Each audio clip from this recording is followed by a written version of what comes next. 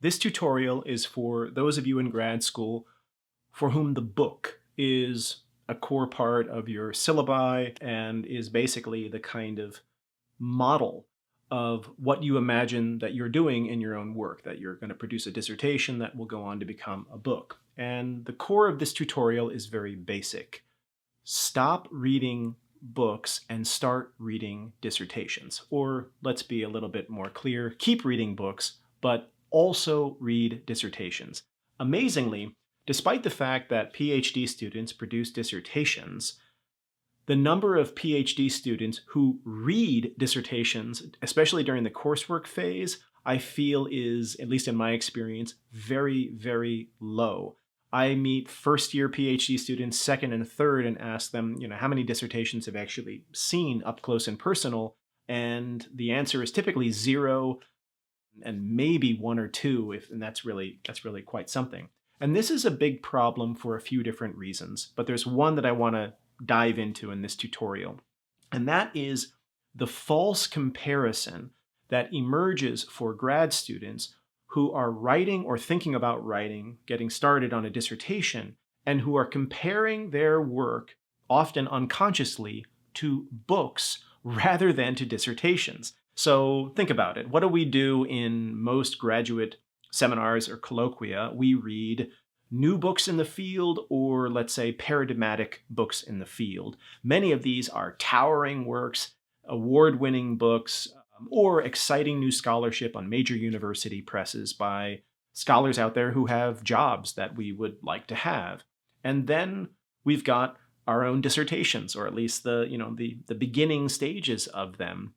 And when those are the two nodes, let's say, in one's mind, then the distance between them is a chasm. If I read an award-winning monograph on a university press that has been peer-reviewed and et cetera, and I read it, my gut instinct, and I will say even now, my gut instinct is, there is no way in hell that I could do something like this. This is beyond my capacity. And even more so when I was a first-year PhD student, and most first-year PhD students I meet, unless they have some really healthy sense of self, by which I mean they're an egomaniac. So the problem is that that's a false comparison. A dissertation is not a book. You are not producing anything remotely like a published peer-reviewed university press book. Your job is to produce a dissertation eventually. And what I promise you is, if you have never seen a dissertation in your life, when you read one, or ideally many, you are going to think something very different than when you read that award-winning book. You're going to read that dissertation and think, this is good, but I could do this.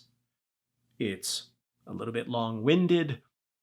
It takes a little bit too long to get to the point. Some of the sentences are a little bit clumsy here or there.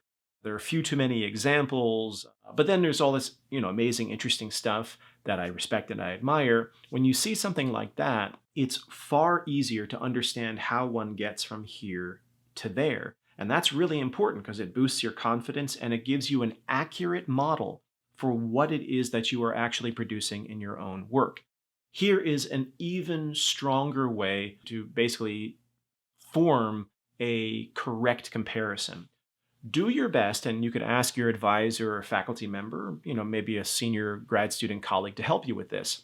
What you want to find is a book, a peer-reviewed university press book, like one that would be assigned on a syllabus, that is based on a dissertation. And then, and you can probably guess where I'm going with this, go find the dissertation if you can get your hands on it.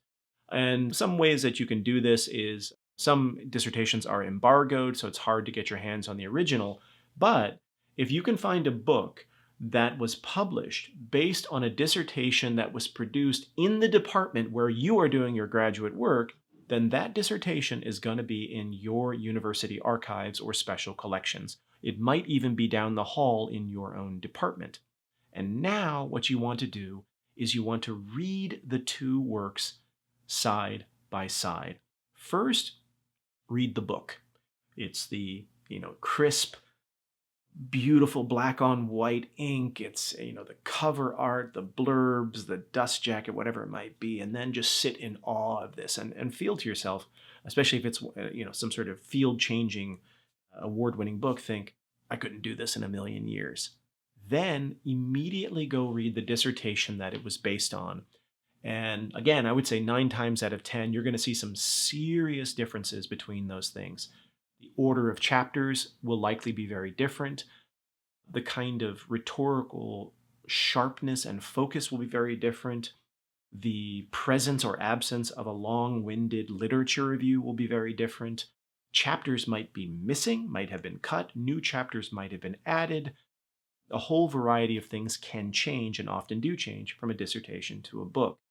When you do this exercise, and I highly advise that you do this in your first year, as soon as you can really, is you're going to see, A, that a dissertation is not a book, that a dissertation, unlike a book, is within your range, your capacity as a scholar at this stage in your career.